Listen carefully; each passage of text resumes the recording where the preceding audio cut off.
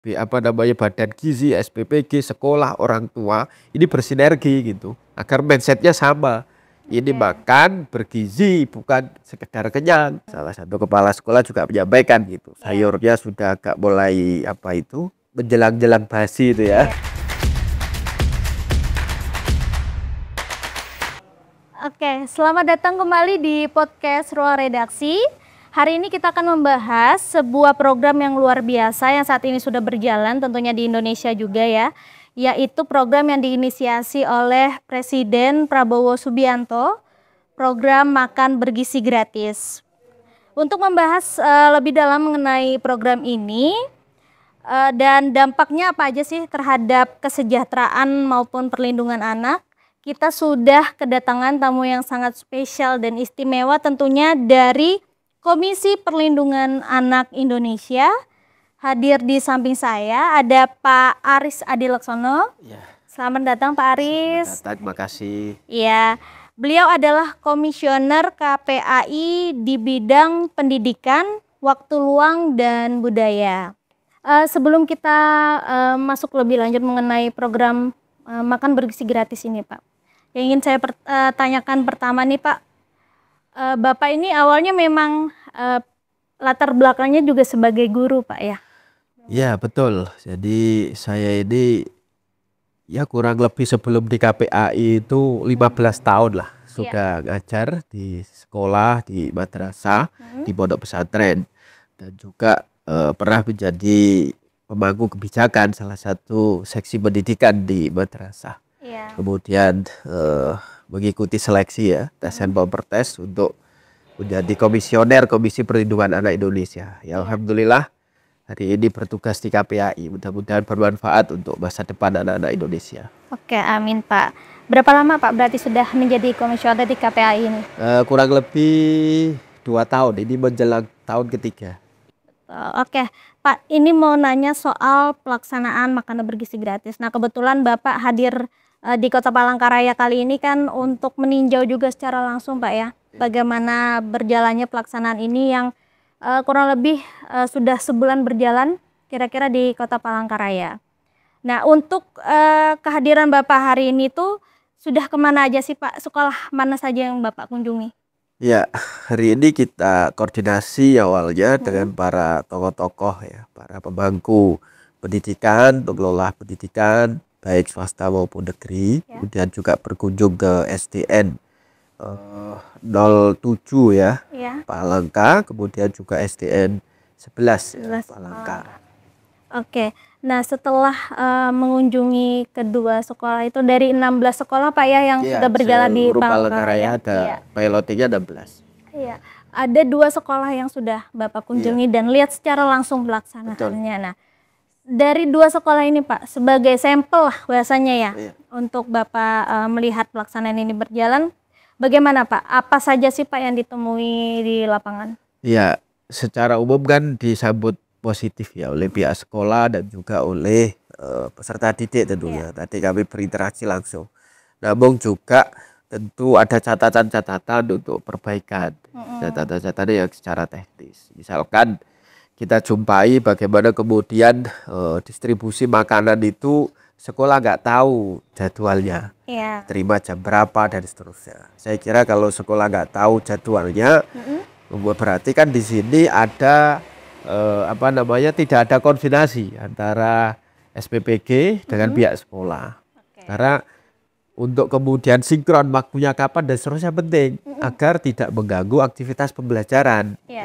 Jangan sampai programnya bagus dengan cara teknis yang kurang koordinasi, akhirnya hasilnya nggak maksimal gitu. Sementara anak punya hak untuk mendapatkan pengajaran yang baik, pengajaran yang sempurna di sekolahnya, sehingga dia ketika harus dijedah dengan makan dan akibat dari tidak ada koordinasi jadwal tadi, akhirnya kan fokus belajarnya jadi hilang. Nah, langkah-langkah lebih baiknya betul-betul kemudian waktunya ini dikoordinasikan antara SPPG dengan sekolah. Kami juga melihat cara penyajian makanan dari SPPG yang tidak standar dengan apa yang sudah ditetapkan oleh Badan Gizi Nasional. Misalkan SPBG menggunakan piringnya atau alat sajinya itu berbahan baku plastik ya. Sementara standarnya harusnya pakai ombrengan stainless ya, yang relatif lebih higienis, relatif kemudian tidak ada penuaian sehingga akan berpengaruh terhadap kesehatan makanannya gitu. Kalau plastik kan bisa jadi ada penuaian kemudian karena kena panas ya, panas makanan sehingga malah justru kandungan-kandungan yang di plastik itu akan mempengaruhi kesehatan makanan itu sendiri. Nah, dari dua hal itu tentu ini satu hal yang patut kemudian nanti kita sampaikan ke Badan Gizi agar kemudian secara teknis ada perbaikan-perbaikan. Iya. Oke. Tapi dari Bapak sendiri ada menerima informasi nggak Pak? Mengapa nih di Kota Palangkaraya belum menggunakan berbahan stainless itu tadi? Ya ini yang kami belum mendapatkan informasi secara langsung. Nanti kita coba koordinasi melalui Badan Gizi, kemudian juga dengan SPBG. Ya bisa jadi mungkin belum ada ya ketersediaan peralatannya. Tapi ini pokok, ini harus ada. Karena menyangkut kesehatan makanan itu sendiri. Oke. Nah selama Bapak berkunjung di 2 SD ini tadi Pak ya di Kota Palangkaraya, ada ini nggak Pak? Kayak celetukan gitu mungkin dari anak-anak mengenai menu atau bagaimana gitu yang Bapak temui? Iya, kebetulan prinsip KPAI di dalam melakukan pengawasan itu bagaimana kemudian membangun partisipasi anak. Artinya suara anak itu menjadi perhatian karena dia yang menerima manfaat, menerima program ini gitu.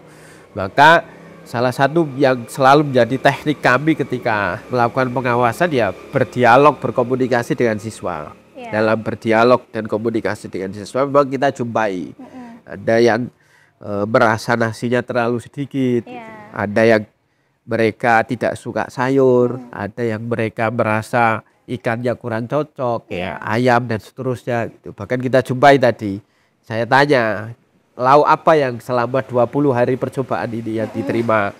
Ya baru ayam, kemudian telur ya, sama ikan patin katanya. Nah belum daging. Mudah-mudahan nanti bisa bervariasi ya, lauk-lauknya ini sehingga betul-betul bisa meningkatkan gizi anak kita ya, bermanfaat untuk tumbuh kembang dia. Daging belum sama sekali ya.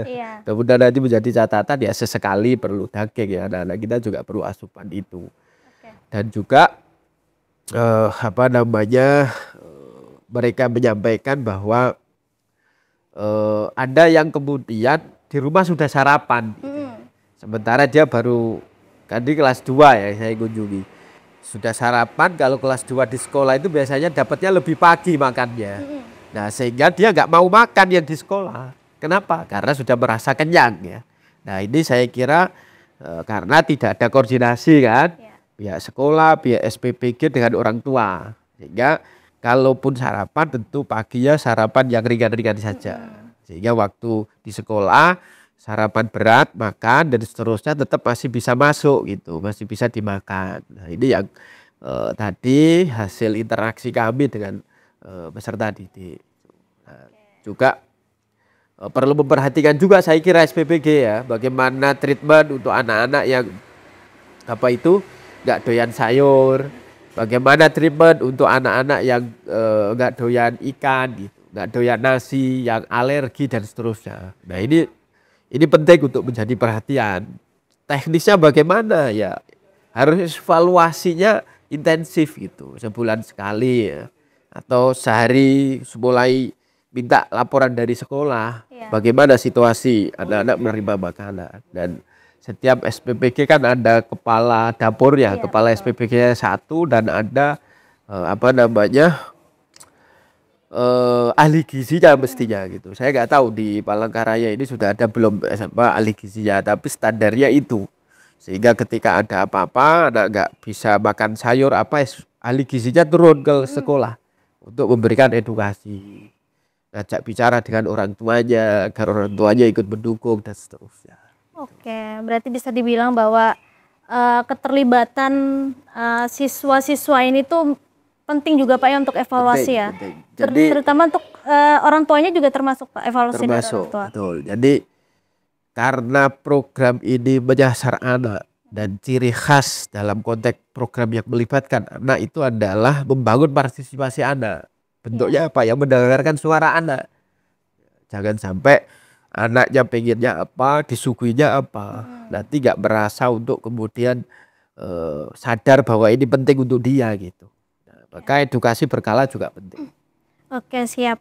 Jadi Bapak kan gak hanya di Kota Palangkaraya tentunya Pak ya, berkeliling juga lah ke daerah-daerah lain, mungkin provinsi lain juga yang ada di Indonesia ini. Sebenarnya apa sih Pak tantangan atau kendala terbesar yang dihadapi dalam pelaksanaan MBG ini Pak? Saya kira ini apa namanya, secara umum tantangannya itu kesiapan anggaran kita sebenarnya. Kemudian bagaimana dukungan pemerintah daerah dan seterusnya agar program ini sukses. Yang kedua adalah soal paradigma atau mindset masyarakat yang kemudian menganggap bahwa makan itu hanya untuk kenyang. Sementara ini lain. Makan ini bukan sekedar untuk kenyang ketika program makan bergizi gratis ini, tetapi memastikan gizi anak-anak ini terpenuhi. Kalau hanya untuk kenyang ya sudah apa saja dimakan. Nah ini yang perlu, mindset ini yang perlu diluruskan, mindset ini yang perlu diedukasi, disosialisasi. Misalkan di sekolah diatur gizi makannya, tapi di rumah bebas makan apa saja. Orang tua nggak kontrol dan seterusnya. Makan makanan yang ciki-ciki yang berbau micin dan seterusnya. Fast food, junk food yang itu justru merusak gizi dia gitu. Nah ini juga satu tantangan yang penting untuk satu sama lain mulai dari hulu sampai hilir program ini. Badan gizi, SPPG, sekolah, orang tua ini bersinergi gitu agar mindsetnya sama. Ini makan bergizi bukan sekedar kenyang, untuk memastikan tubuh kembangnya. Maka kami juga merekomendasikan KPAI setelah ada intervensi 1 minggu, intervensi 2 minggu makan bergizi gratis, 20 hari dan seterusnya, ada pengecekan tuh perubahan status gizinya. Jangan sampai makan terus tapi ternyata malah nanti ada yang obesitas atau begitu. Akhirnya kan melenceng dari tujuan utamanya. Benar nggak makannya ini berdampak terhadap tumbuh kembang anak? Benar nggak makannya ini berdampak pada perbaikan gizi anak dan seterusnya. Nah itu perlu juga diukur ya setiap mungkin 1 minggu sekali atau 2 minggu sekali. Oke. Nah selama berjalannya ini Pak, sudah ada yang terlihat belum dampak yang dihasilkan dari program ini bagi anak-anak? Kalau dampak substantifnya kami belum mendapatkan laporan itu ya. Rata-rata lebih kepada dampak respon. Misalkan orang tua wah enak nih anak-anak jadi gak nyiapin sarapan gitu. Anak-anak juga wah enak nih ya, akhirnya setiap hari bisa makan di sekolah. Ya dampaknya baru sebatas kesukaan tadi gitu. Nah, saya kira penting mengukur dampak dari substansi dan tujuan. Apakah ini sudah tercapai atau tidak. Termasuk evaluasi teknis di dalam misalkan tahap penyiapan masakan itu, pendistribusiannya, koordinasi dengan sekolah, jangan sampai mengganggu jam belajar. Kemudian juga edukasi, memberikan perhatian khusus bagi siswa-siswa tertentu yang kemudian dia tidak makan nasi, tidak makan sayur dan seterusnya. Termasuk hingga koordinasi dan edukasi dengan orang tua. Itu karena program makan bergizi gratis ini tidak bisa berdiri sendiri. Kalau berdiri sendiri maka ya orang akan berhenti di kenyangnya, berhenti dikasih makannya saja gitu. Perlu program-program pendamping yang lain. Misalkan sekolah mengadakan sosialisasi gizi, sekolah mengadakan sosialisasi terkait pembiasaan hidup bersih dan sehat gitu. Di rumah pun demikian orang tua dilibatkan sehingga anak akan terkawal intervensi ini dari hulu sampai hilirnya sehingga dampak terhadap tumbuh kembang dia menjadi generasi yang cerdas, generasi yang berdaya saing, generasi emas Indonesia ke depan betul-betul sesuai dengan harapan awalnya. Oke betul, berarti pemenuhan gizi ini nggak bisa hanya berharap ke program ini Pak ya, tapi juga bagaimana orang tua mungkin di rumah juga bisa memberikan makanan bagi anak-anaknya yang bergizi gitu. Oke, berarti KPAI ini juga memang akan terus memantau pelaksanaan MBG ini Pak ya? Iya betul, karena MBG ini menyasar anak-anak bahkan anak-anak yang masih di kandungan ya. Karena kan selain sasarannya kepada peserta didik, MBG ini juga sasarannya kepada ibu-ibu yang sedang hamil, menyusui ya. Maka KPAI mengawasi dari itu juga, dari usia anak sampai 18 tahun, biasa anak-anak. Jadi kami mendukung program ini, tetapi bagaimana kemudian program ini berdampak positif, maka perlu dalam konteks teknisnya juga perlu dipastikan dilakukan dengan baik. Dan yang pasti kami berharap program ini semakin meluas, tidak sekedar piloting gitu. Karena masih banyak Indonesia ini yang usia anaknya hampir sepertiga dari jumlah penduduk Indonesia gitu. Kalau hari ini baru sebatas 16 sekolah di Kota Palangkaraya, sementara di sini masih ada ribuan sekolah yang lain. Nah, saya kira ini harus juga segera untuk mendapatkan hak yang sama. Kenapa kalau tidak segera ada perluasan, kami khawatir muncul kesenjangan. Merasa ditinggal, merasa gak dikasih, merasa diskriminasi dan seterusnya. Kalau itu yang terjadi, malah jadi nanti ada konflik sosial. Oke, berarti kalau pihak Bapak sendiri belum ada sempat berkunjung Pak ya ke SPPG yang sudah beroperasi di Palangkaraya ini? Kalau di Palangkaraya belum, tapi kalau di tempat lain di Jakarta kami sudah beberapa SPPG. Iya, nah kan di Kota Palangkaraya juga beberapa waktu lalu ada muncul keluhan-keluhan nih Pak tentang kualitas makanan yang kurang segar gitu. Nah, udah dapat juga Kak Pak informasi itu, sudah mendengar juga Kak? Iya, pernah. Kami mendengar dan juga tadi sempat kita tanyakan ke kepala sekolah. Salah satu kepala sekolah juga menyampaikan gitu. Sayurnya sudah agak mulai menjelang-jelang basi itu ya, sehingga harus cepat untuk dibagikan gitu. Dan saya kira ini berawal dari tadi miskoordinasi ya, tidak adanya koordinasi dengan antara SPPG kemudian pihak sekolah ya. Kapan nih harusnya sekolah nyampe makanannya? Ternyata makanan pagi, sekolah menjadwalkan makannya siang. Iya. Maka makanannya akan terlalu lama kan di tempatnya itu. Nah, apalagi makanannya masih agak panas begitu, tentu akan lain hasilnya gitu. Satu, yang kedua ya karena tempatnya juga berpengaruh gitu. Kalau pakainya omprengan itu masih ada celah-celah udara ya. Kalau pakainya plastik tadi kan tertutupnya terlalu ini gitu. Sehingga kita lihat ada kayak mengembun ya. Saya kira juga itu berpengaruh terhadap kesegaran makanan. Oke, tadi kan Bapak juga melihat secara langsung ternyata ada yang ketinggalan lah buahnya ya Pak ya, dan ternyata jenis buahnya pun berbeda-beda gitu. Nah, gimana tuh Pak responnya? Apakah jadi saya kira situasi yang begitu itu tanggung jawab dari SPPG. Karena di SPPG itu ada kepala SPPG, ada ahli gizi. Setiap pagi mereka bertugas untuk membuat sampel.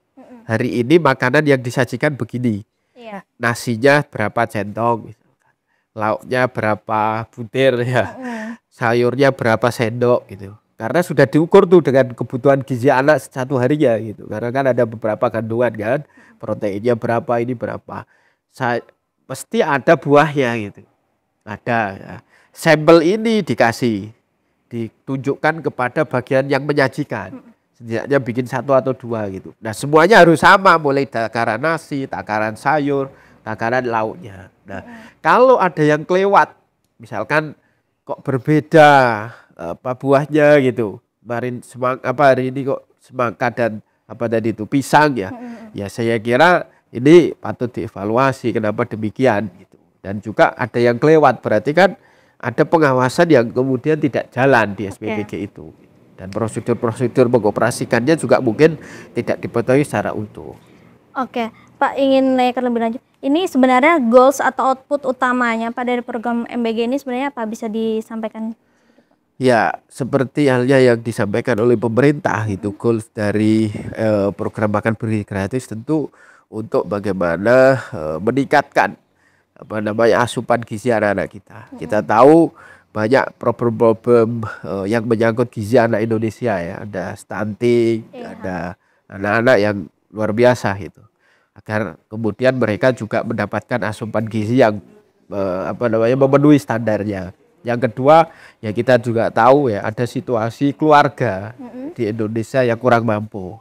Nah, sehingga anaknya kadang seringkali tidak mendapatkan makan, tidak mendapatkan sarapan. Tadi juga kami temui gitu di lapangan, kamu setiap harinya sarapan enggak?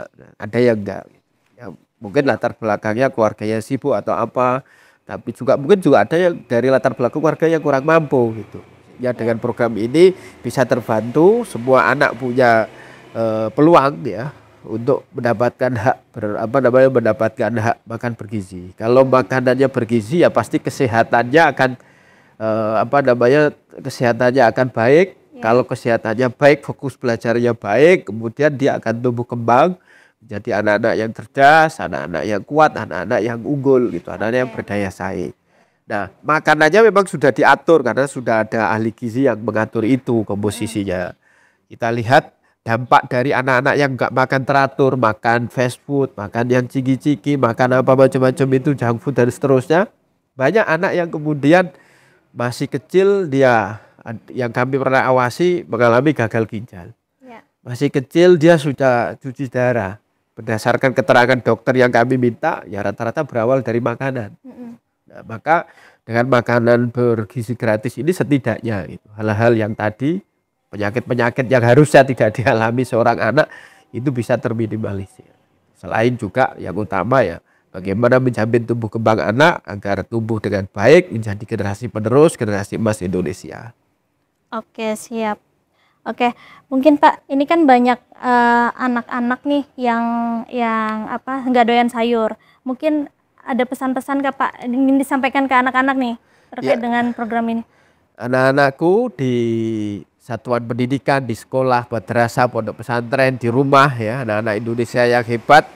Program makan bergizi gratis, salah satu komposisi gizinya bisa didapatkan melalui sayur mayur. Maka penting anak-anakku untuk membiasakan ya, untuk mengkonsumsi sayur mayur karena itu akan sangat bermanfaat untuk tumbuh kembang kesehatan kita ya, tumbuh kembang kecerdasan kita, tumbuh kembang tubuh kita. Nah, jika ada hal-hal yang menyangkut sayur mayur yang tidak disukai bisa disampaikan kepada pihak sekolah sehingga nanti bisa diganti dengan sayur mayur yang cocok, yang sesuai dengan selera sehingga semuanya akan kemudian terpenuhi unsur gizinya baik dari unsur nabatinya maupun dari unsur hewaninya. Saya kira itu. Oke, siap Pak. Oke, sementara cukup Pak. Mungkin pembahasan kita hari ini sangat ini ya Pak, mendalam gitu ya Pak, terkait dengan bagaimana sih selama ini pelaksanaan program makan bergizi gratis. Lalu juga bagaimana yang Bapak lihat di lapangan secara langsung Pak ya. Nah, dan yang bisa kita simpulkan bahwa koordinasi itu sangat penting ya Pak. Betul.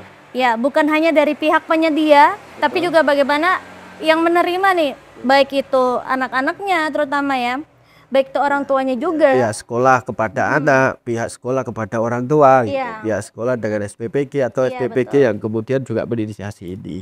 Tadi juga saya sudah sampaikan, setidaknya ada dinas yang terlibat, dinas pendidikan menyangkut penjadwalan, dengan SPPG, dinas kesehatan menyangkut edukasi gizi dan seterusnya.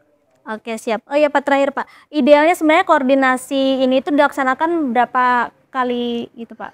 Lalu koordinasi di level satuan pendidikan ya sebisa mungkin setiap hari ya dengan SPPG agar diketahui situasi anak-anak kita gitu, mana yang nggak suka, mana yang suka. Tapi lintas dinas ya setidaknya 2 minggu sekali atau sebulan sekali gitu, agar tadi betul-betul ada bukan sekedar anak kenyang tapi ada proses memahami dampak, memahami maksud dan tujuan program, bahkan kalau ada resiko-resiko tertentu bisa bareng-bareng mengintervensi. Resiko nggak mau sayur ya diedukasi oleh dinas kesehatan, resiko ada pembelajarannya tetap berkualitas, tidak terganggu, bagaimana dinas pendidikan ikut mengatur itu ya. Ini menjadi penting. Oke, berarti luar biasa pembahasan kita hari ini Pak Yap, dan tentunya banyak informasi lagi, hal yang baru juga yang kita bisa dapatkan sini ya. Oke Pak, terima kasih sekali lagi Pak atas waktunya, sudah berkenan meluangkan waktu Pak ya. Semoga program makan bergizi gratis ini itu benar-benar dapat menjangkau anak-anak yang memang membutuhkan gitu Pak ya, dan membawa perubahan positif bagi generasi mendatang. Oke, sehat terus ya Pak ya. Amin. Oke, dan semoga perjalanannya Pak lancar dan tiba dengan selamat sampai tujuan Pak ya. Oke, sampai jumpa di podcast selanjutnya.